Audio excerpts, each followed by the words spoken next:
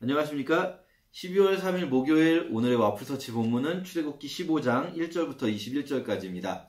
오늘 본문에서는 이스라엘 백성들이 홍해를 건너는 기적을 체험한 후에 부르는 노래가 나옵니다. 노래의 가사를 저희가 함께 읽게 되는데요.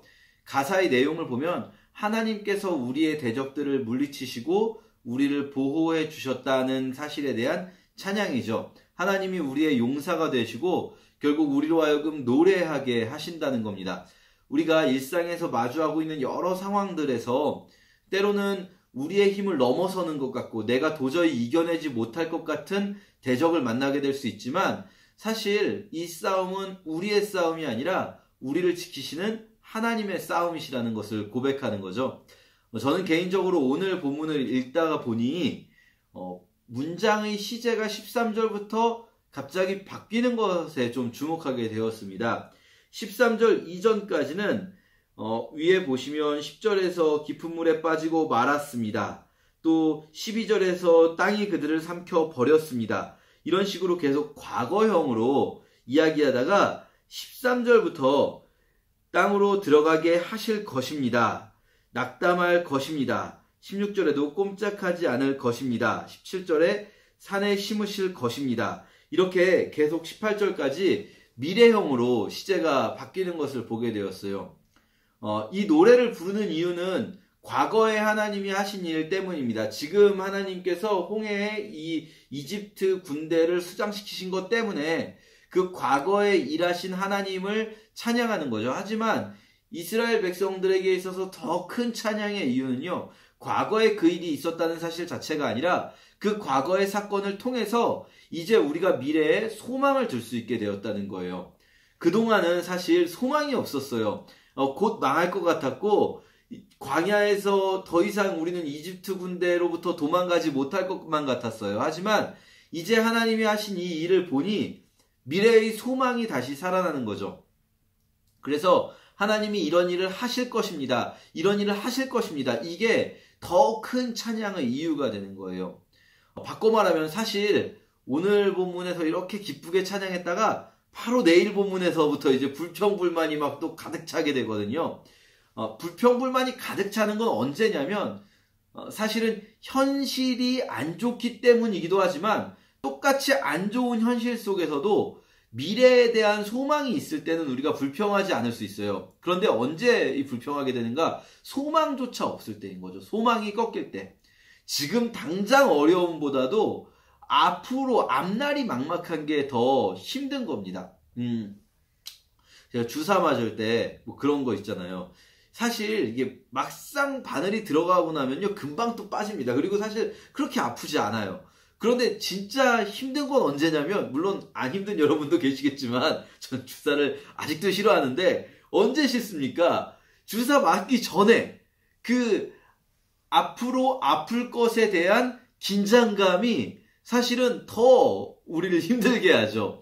막상 바늘이 들어간 이후에는 금방 끝날 일인 걸 말입니다.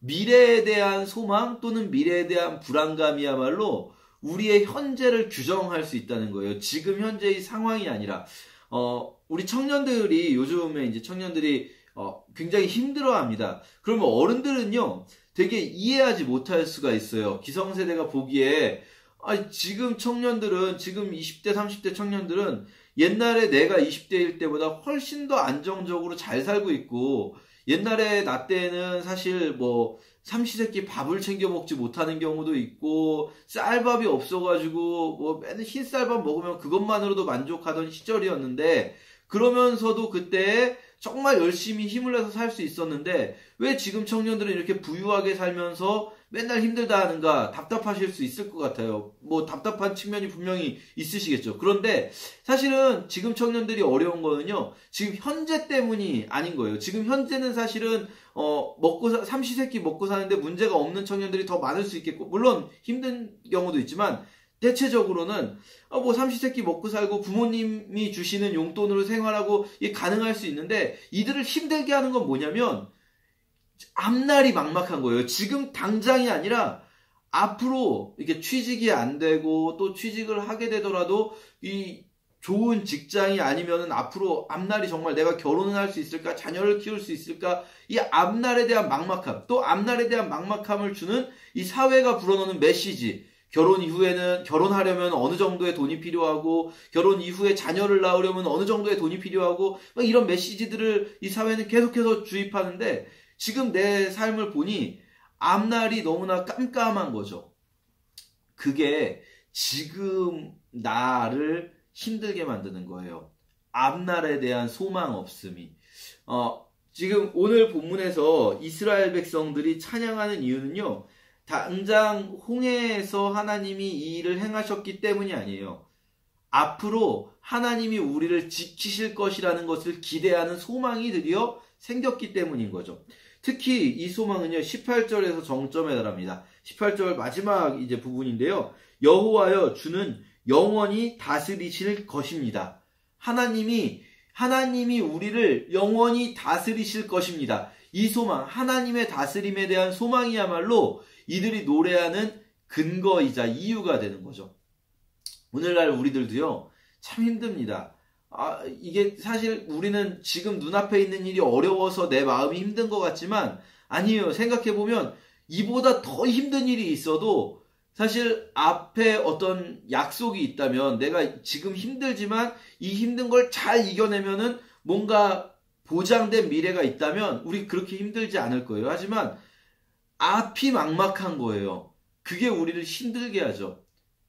그런데요, 그 상황 속에서 우리는 어디에 소망을 둘 수 있냐면요, 앞길이 아무리 힘들어 보일지라도, 지금 현재가 바뀌지 않을지라도 하나님이 우리의 통치자가 되실 것이라는 사실, 하나님이 내가 어디를 가도, 내가 어떤 힘든 상황 속에 있을지라도 그 길에 하나님이 동행하실 것이라는 믿음, 그 믿음이 있을 때 우리는 소망을 가질 수 있고, 그럼 현재를 다르게 볼 수 있다는 거예요. 현재를 다르게 보는 사람은 현재를 다르게 살 수 있고요. 그래서 진짜로 그 소망하는 그 삶으로 한 걸음 한 걸음 나아갈 수 있는 거죠.